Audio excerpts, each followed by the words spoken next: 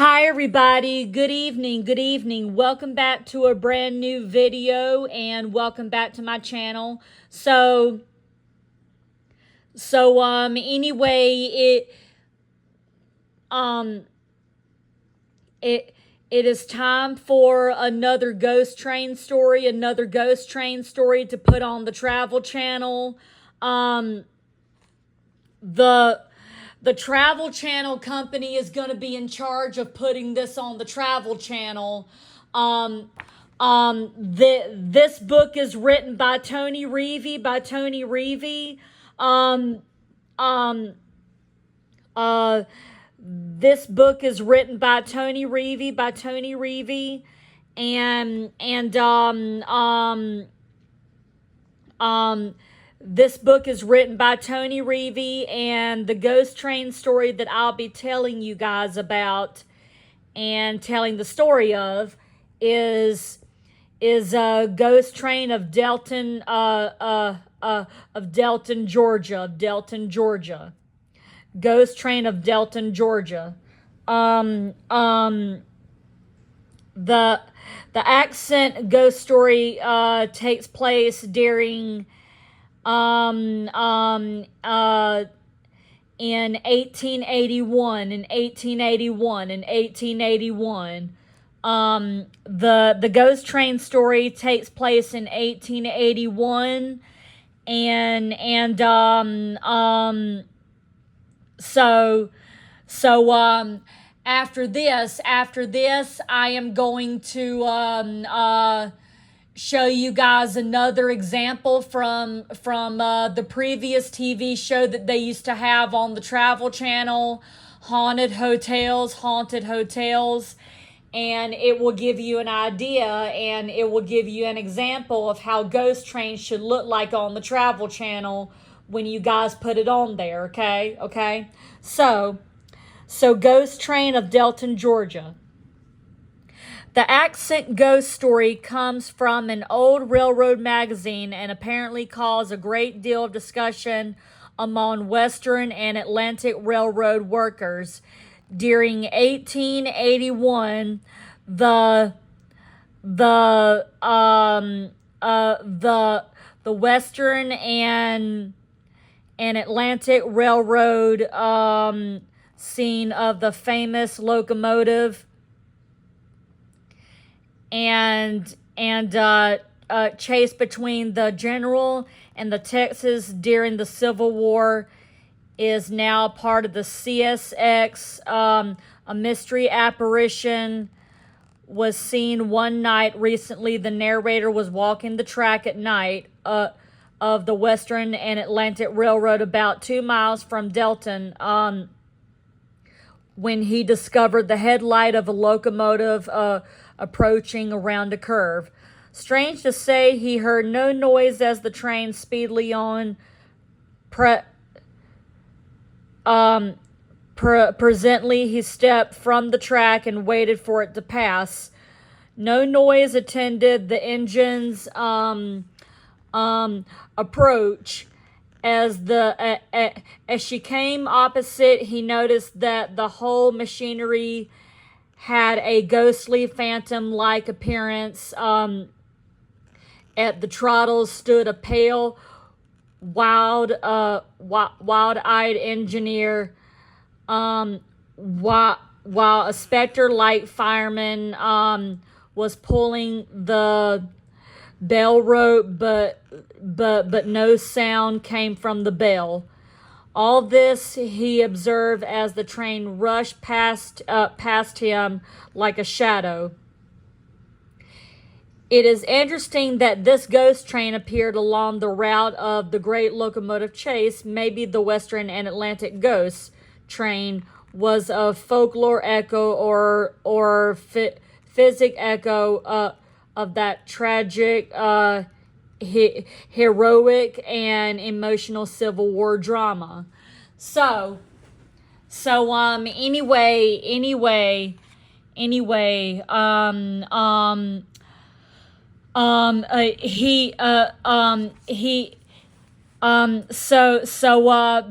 back in 1881, di- Western and Atlantic Railroad workers during 1881. The Western and Atlantic Railroad scene of the famous locomotive chase between the General and the Texas during the Civil War is now part of the CSX. A mysterious apparition was seen one night recently. So when the narrator was walking the tracks, he saw the locomotive. And it was either a Civil War train. It was a Civil War train. It and as she came and as the train came into opposite, he noticed that the whole machinery had a ghostly phantom-like appearance. At the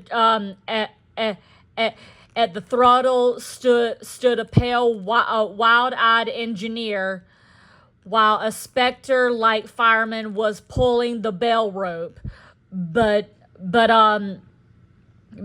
also he heard no sound from the bell. All this he observed as the train rushed past him like a shadow. So he couldn't hear the bell. He couldn't hear the bell, and he couldn't hear the bell, he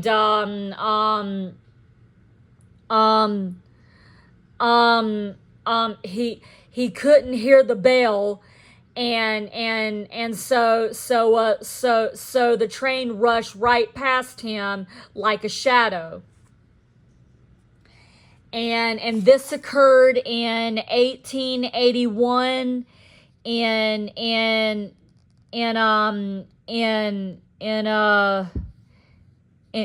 Georgia, in Georgia,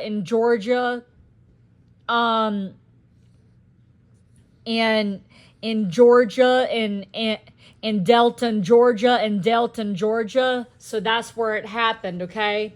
So when you guys put this on the Travel Channel,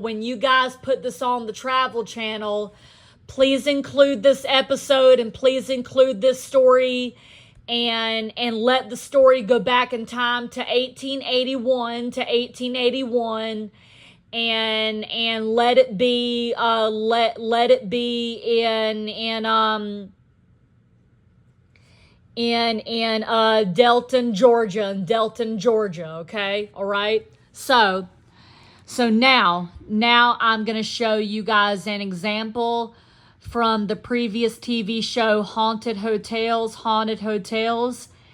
and it will give you an idea of what Ghost Train should look like and what it has to look like when it gets on the Travel Channel, and when you guys film it on there and put it on there too, okay? All right?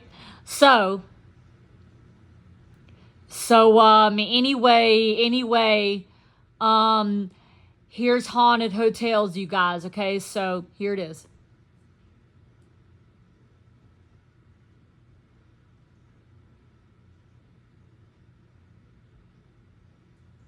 Is there a time to relax in a beautiful setting? Golf, swimming, rambling, and ghosts. This is a tour of a very different kind. In England, a young maidservant may forever roam this country mansion, trapped by a fiery inferno from long ago.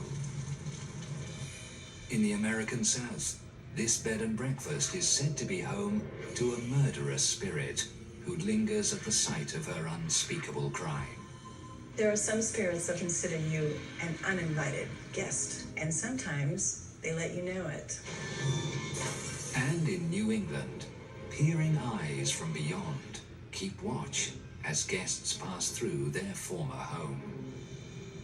Journey into a realm of fear, where phantoms roam and terrifying tales come alive.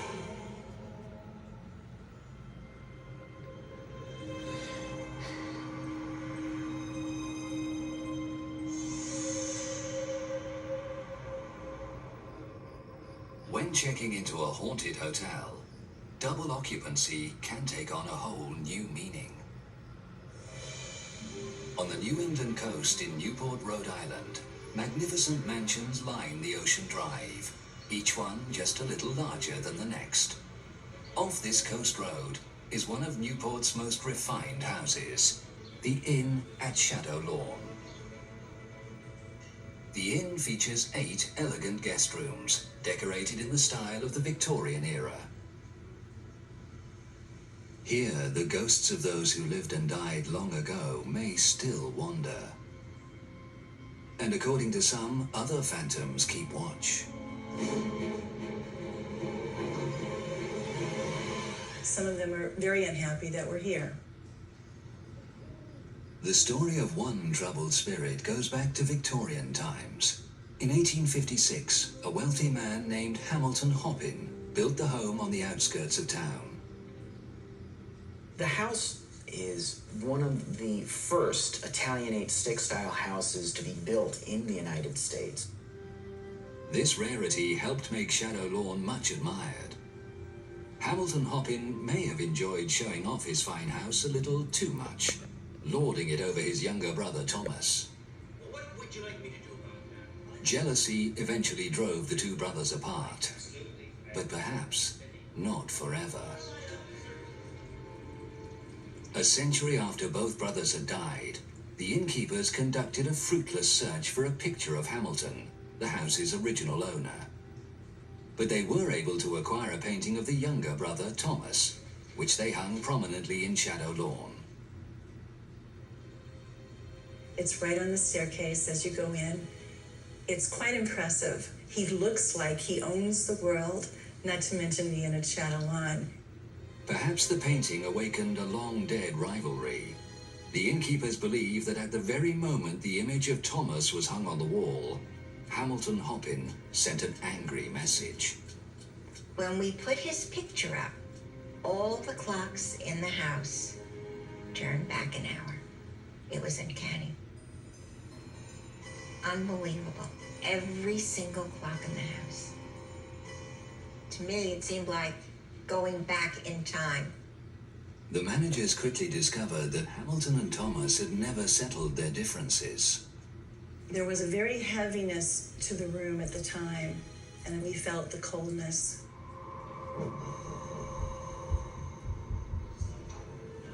What they saw next would haunt them forever. We witnessed the spirits of Hamilton Hoppin and his younger brother Thomas Hoppin. They got into an argument. Thomas was torturing his older brother for some reason. The hoteliers say that as long as Thomas has a place in the house, Hamilton will never rest in peace. And that the brothers keep a close eye on one another and all who enter the home. I feel that he's looking at me going up the steps when I get to that picture. And when I come down the steps after checking in a guest, he's looking at me. But there may be an even darker spirit here, a ghost whose anger can reach into the living world. There are also other spirits here at the Inn at Shadow Lawn that are here because they have no other choice. Each night during the month of June, the innkeepers go to bed asking themselves one question. Will tonight be the night when she returns? Haunted hotels can make for unusual holidays. In Newport, Rhode Island, the Inn at Shadow Lawn appears fated to play host to a wronged woman. There is no way of knowing which night she will pick or what she will destroy. But every June, objects in the front hallway are found violently smashed on the floor. Most recently, Shadow Lawn guests were awakened in the middle of the night by the sound of shattering glass. Our grand mirror came crashing down into the hallway. It must have been 2:30 in the morning. Who is the angry spectre behind this mischief? The story of this spirit dates back to 1913. Legend has it that a newlywed heiress moved to Shadow Lawn with her husband, a dashing Newport doctor. But the fairy tale life she'd imagined came crashing down around her when her husband revealed his true colors. He started openly cheating on her with other women. He would parade his women in front of his wife. Using his wife's money, the doctor bought one of the first horseless carriages. At first, when it was purchased, he would take his wife out, but that became less and less. It was more of a time to flaunt and philander around with his other ladies.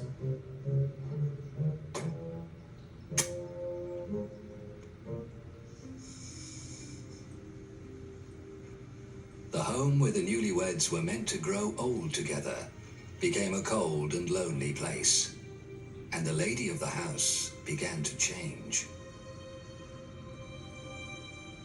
She became very secluded, stayed away from people, stayed in her room, didn't really talk to anyone. Every day, the doctor's wife would stand by her window, watching, waiting for her philandering husband to return. And the rage inside her grew. Until, on a warm day in June, the doctor returned home from one of his afternoon trysts. This time, someone was waiting for him in the bushes.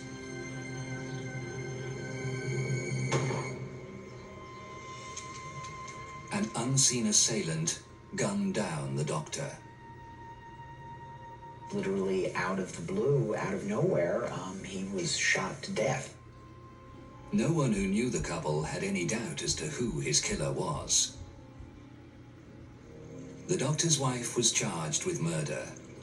Though she was eventually acquitted, locals were sure it was a case of a woman scorned and driven to kill. The entire town shunned her for the rest of her life.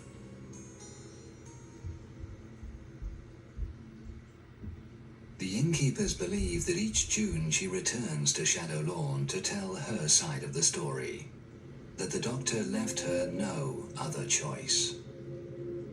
She does want to make herself known. She does want to tell her story, to put her point across to people.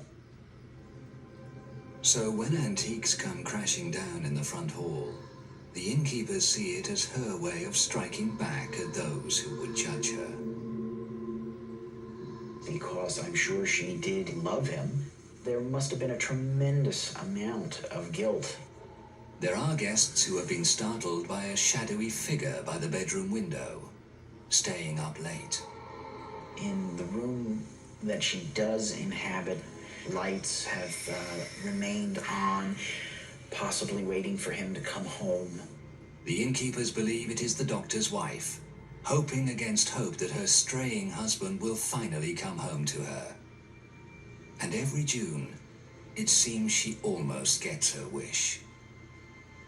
Once a year, a horseless carriage would come up into the driveway, and somewhere along the driveway, it would vanish. Since he never made it home, this is his way of finally making it home. Some believe the inn at Shadow Lawn is full of other spirits as well. They can be sitting next to you at dinner time. They can be going up the staircase with you as you're bringing in your luggage. But be warned, these ghosts have their own ways of letting you know they were here first. There are some spirits that consider you an uninvited guest in their home. And sometimes they let you know it. It appears some Okay, spirits so watch. I'm gonna go ahead and stop right there. So I'm gonna go ahead and stop right there. Did you see of how did you see the apparitions appearing on the screen like that, and the ghost appearing on the screen, and the story going back in time to 1913 or the 1900s? Well, guess what? I'm about to say it. I'm about to say it now. You guys know it. That is what Ghost Train of Delton, Georgia has to do. When you guys, when the Travel Channel company, when the people who work for the Travel Channel company make their documentary and put it on the Travel Channel, that is what Ghost Train of Delton, Georgia has to do. That is what Ghost Train of Delton, Georgia has to do. And let it go back in time to 1881 and put a mistress put the mysterious apparition was seen one night recently, and put the narrator walking on the track of the Western and Atlantic Railroad about 2 miles from Delton, where he discovers the headlight of the locomotive running down the tracks. Okay. Put that in there. Put that in there. Put that in there. Okay. And also put the put the whole story in there. Put the whole story in there. Okay. Please put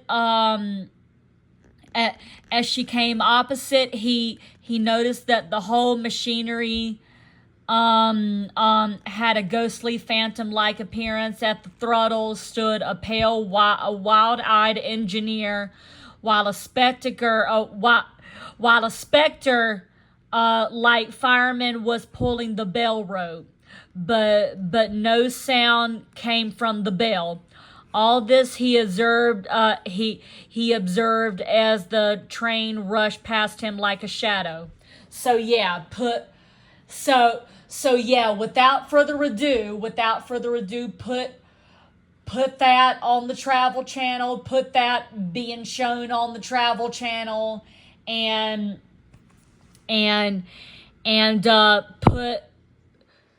put that on the Travel Channel also. Okay, all right. So anyway, I hope you guys enjoyed this story and enjoyed the example. I'm gonna come back and do another ghost train story right after this, and right after this break. This will appear on YouTube and on my Instagram page. So please watch it, and please enjoy it, and give this video a thumbs up, subscribe to my channel, and ring the bell, and I will see you guys later for my next vlog, okay? Okay, bye everybody, bye.